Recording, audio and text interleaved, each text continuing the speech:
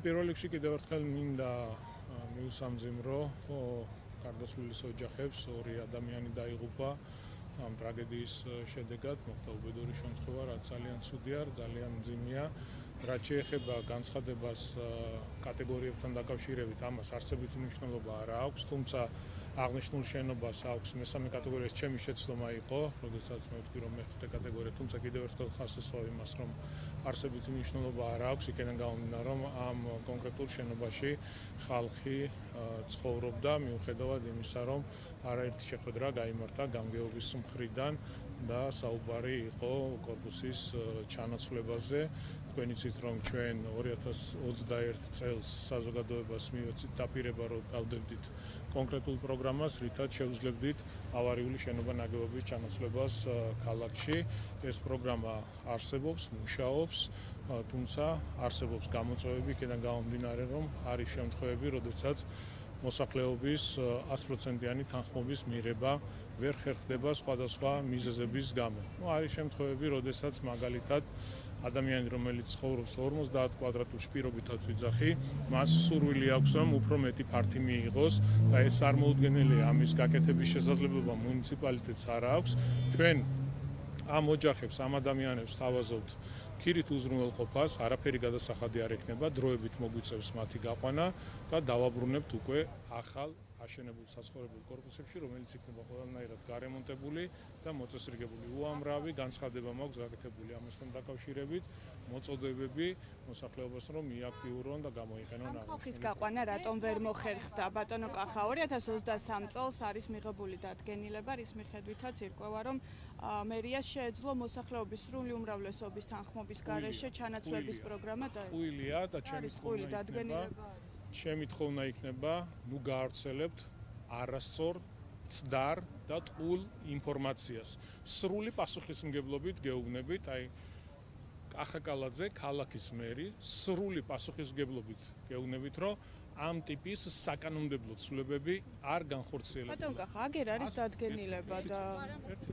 აბსოლუტურად სხვა რამიზეს საუბრობთ თქვენ და გაქვთ მცდელობა რომელიღაცა არ ვიცი ვინ გააკეთა განცხადება და იმეორებთ ამ ცდარ და ტყუილ ინფორმაციას. ფაქტებით გესაუბრებით, სიცრუით მესაუბრებთ. რა გვიმარტეთ მაშინ რა? თქვით, არ მაცლით და ეხა საუბრობთ ტყუილს, პირველი ამას გიდასტურებთ. მეორე, რასაც გეუბნებით, რომ სრული პასუხისმგებლობით ვამბობ, თუ ეს არასწორია, დღესვე დავტოვებ თანამდებობას, რასაც მე ვამბობ, რომ არანაირი საკანონმდებლო ცვლილებები არ განხორციელებულა და 100%-იანი თანხმობის გარეშე მუნიციპალიტეტს არ აქვს არანაირი უფლება, რომ ხალხი გამოყაროს. ასეთი რაღაცეები ხდებოდა 2012 წლამდე და გაიხსენეთ თაბუკაშვილის ქუჩის მაგალითი, როდესაც სპეცრაზმით გამოყარეთ ხალხი. თბილისის ზღვაზე გვახსოვს და ორხევში, ბატონო კახა, ხალხი რო გამოყარეთ და დაუნგრიეთ შენობები და მაშინ თანხმობას არ მიწევს. აი ამაში ხართ არასწორები, ამაში ხართ ყველაზე საზიზღარი ტელევიზია, რომლებიც ავრცელებთ სიცრუეს. მე მხოლოდ კითხვებს ვისვამ. თქვენ უნდა მიიღოთ ის რისი ღირსებიც ხართ, უნდა იცოდეთ, რომ ხართ საზიზღარი ტელევიზია, აცხრუებთ სიცრუეს, ხართ წამხალისებელი ყველაფერი უბედურების, რაც ქვეყანაში ხდება, იმიტომ რომ არ შეიძლება ნახეთ, თქვენ მეუბნებით, რომ ჩვენ ხალხს დაუნგრიეთ შენობები და გამოვყარეთ. ეს იყო მიტაცებული მიწები. ყველაფერს თავის სახელი უნდა დაარქვათ. თქვენ პირიქით ახალისებთ უბედურებას, ახალისებთ უკანონობას. ხალხის ბრალია გუშინ რაც მოხდა ბატონო ხა. ამ ქალაქში ხო ცხოვრობთ. თქვენი შვილებით, ოჯახებით, მშობლებით, ხო ყველამ ხო უნდა ვიზრუნოთ, ხო შეუძლებელია მუდმივად ახალისებდეთ უკანონობას, მუდმივად შენობა ხო იყო ავარიული? ბატონ კახა, მოდით ფაქტებზე ვისაუბროთ რა ამ ლანძღოს. შენობა ხომ იყო ავარიული? დაბლა რატომ იყო საპარკინგო სივრცე, რატომ არ იყო იქ თუნდაც უსაფრთხოების ნიშნები ბატონო? იმაზე საუბარი, რომ თქვენ მითხარით და დამისვით შეკითხვა იმასთან დაკავშირებით, რომ თითქოს შეცვლილია კანონმდებლობა და ჩვენ შეგვიძლია მოსახლეობის გაყვანა. დადგენილებას გიკითხავთ. დადგენილებას რაც შეეხება აღნიშნული დადგენილება მხოლოდ და მხოლოდ არის იმ შემთხვევებში, აი, კარგად მინდა რომ გაიგოთ ეს და გააშუქოთ ეს ყველაფერი, როდესაც არის ისეთი ტერიტორიები, რომელიც გეოლოგიურად საშიშია და урბანულად არასწორია იქ რაიმეს გაკეთება, მაგ შემთხვევაში ჩვენ 100%-იანი თანხმობის გარეშე გვაქვს იმის უფლება დავიწყოთ პროცესი. გავაკეთოთ მაგალითად პროექტი სხვა მუნიციპალურ მიწაზე და არა ხალხის გამოყვანასთან დაკავშირებით. აი ეს არის სხვაობა. ის 100%-იანი თანხმობა, რომელიც არ არის საჭირო, ეს ეხება მხოლოდ და მხოლოდ პროცესის დაწყებას და მხოლოდ რიგ შემთხვევებში, სადაც არსებობს გეოლოგიური პრობლემა და არის ავარიული კორპუსი, ან ურბანულად არის პრობლემური. ასეთ შემთხვევებში ჩვენ გვაქვს უფლებამოსილება, არ არის საჭიროება იმისა, რომ გქონდეს მომართვა, გქონდეს 100%-იანი თანხმობა და დავიწყოთ მუშაობა მაგალითად პროექტის გაკეთებაზე. თუმცა გამოყვანის შემთხვევაში, რა თქმა უნდა, გვჭირდება 100%-იანი თანხმობა, იმიტომ რომ აქ არის საუბარი საკუთრების უფლებაზე. და ეს შენობა რომ ინგრეოდა 1 წლის წინ ვიდეო გამოაქვეყნეს ბატონ კახა, ბზარები ქონდა გაჩენილი ამ შენობას. აი, რა გაკეთდა იმისთვის, რომ გუშინ ეს ტრაგედია არ მომხდარიყო? ნახეთ, საპარკინგე სივრცე იყო იქ ადგილზე, ადამიანები გადაადგილდებოდნენ.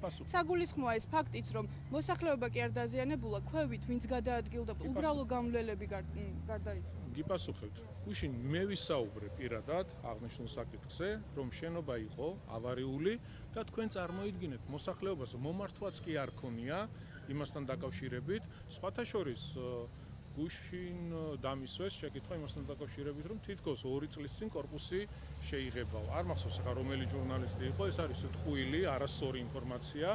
2017 წელს დავით ნარმანიას მერობის პირობებში აღნიშნულ კორპუსს ჩაუტარდა გამაგრებითი სამუშაოები, თუმცა ხო ხედავთ, კორპუსი დღეს ავარიულია და აქედან გამომდინარე ჩვენ დავდეთ კონკრეტული პროგრამა, რომელიც არა გამაგრებით სამუშაოებს, არამედ ჩანაცვლებებს ვაკეთებთ. ამაზე მაგარი რა უნდა იყოს, რა უნდა გავაკეთოთ, ხო? რომ ჩავანაცვლოთ ავარიული კორპუსები და ავაშენოთ ახალი თანამედროვე სტანდარტის კორპუსი. ამაში უნდა დაგვეხმაროთ. თქვენც უნდა დაგვეხმაროთ ამაში, რომ საზოგადოებას მივაწოდოთ ინფორმაცია უფრო მეტი ვესაუბროთ და არა ტყუილით და სისხლით გაჯერებულ საკითხებზე და რაღაც პოლიტიკური სპეკულაციები, რომ თითქოს მერია დამნაშავე. ანუ მხოლოდ მოსახლეობის პასუხისმგებლობაა ეს ბატონებო. ნახეთ, ძალიან მარტივია. ეტო დავამთავრებ ამ თემას, ძალიან მარტივია და სწორად მინდა გაიგოთ ყველაფერი. ის რომ ყველაფერზე, აი მერია არის დამნაშავე, კახა კალაძე არის დამნაშავე. ეს არის პასუხისმგებლობას რაც შეეხება. ყველაფერი კარგი თუ ცუდი რაც ხდება ქალაქში, რა თქმა უნდა ეს ჩვენი ყველას პასუხისმგებლობაა, მაგრამ ის რომ თქვენ პოლიტიკურად სპეკულირებთ მუდმივად, უბედურ შემთხვევებს ყოველთვის ვცდილობთ, რომ აი კახა კალაძე არის დამნაშავე, მერია არის დამნაშავე. ერთი წუთი. არსებობს კანონმდებლობა, არსებობს წესი. მე არ ვარ, არც ჩემი თანაგუნდელები არ არიან ის ადამიანები, ვინც სპეცრაზმით შეუვარდება ოჯახებს და გამოიყოს როგორც თაბუკაშვილის ქუჩის შემთხვევაში იყო. არ არის ეს სწორი მიდგომა. ჩვენ თანამედროვე სახელმწიფოს ვაშენებთ, სადაც ადამიანებს ვეუბნებით, რომ აი გაძლევთ შესაძლებლობას, გამოიყენეთ აღნიშნული პროგრამა იმ ავარიული და დანგრეული სახლების მაგურად ჩვენ ვიღებთ პასუხისმგებლობას, მერია გიდგებათ თავდებში, აქ ინვესტორზე არ არის საუბარი.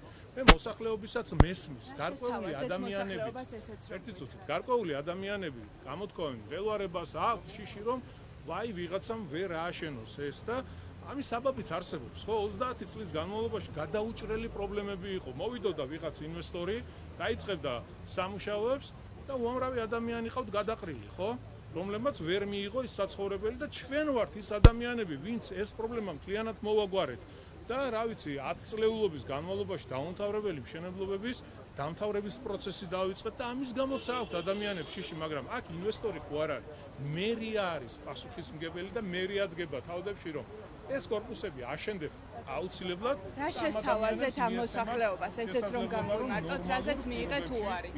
აი ესეც რომ მითხრათ და დავასრულებ ამ თემაზე. რა შესთავაზეთ მოსახლეობას, რომ მიიღოთ მონაწილეობა ჩანაცვლების პროგრამაში, რაც არის დაუქმებული, ესეც შემიძლია გაჩვენოთ. ხო, ეხლა ხო არ დავიწყებ ამ ფაქტების კონკრეტიკა იყო ის, რომ უთხარით, რომ მზათვარი მერია მოხდეს აღნიშნული კორპუსის გამონთავისუფლება, დაშლა და ახალი საცხოვრებელი კორპუსის აშენება. ეს ყველაფერი არის დაუქმებული, ამას აქვს თავისი ხელმოწერები, იქ მცხოვრები ადამიანების.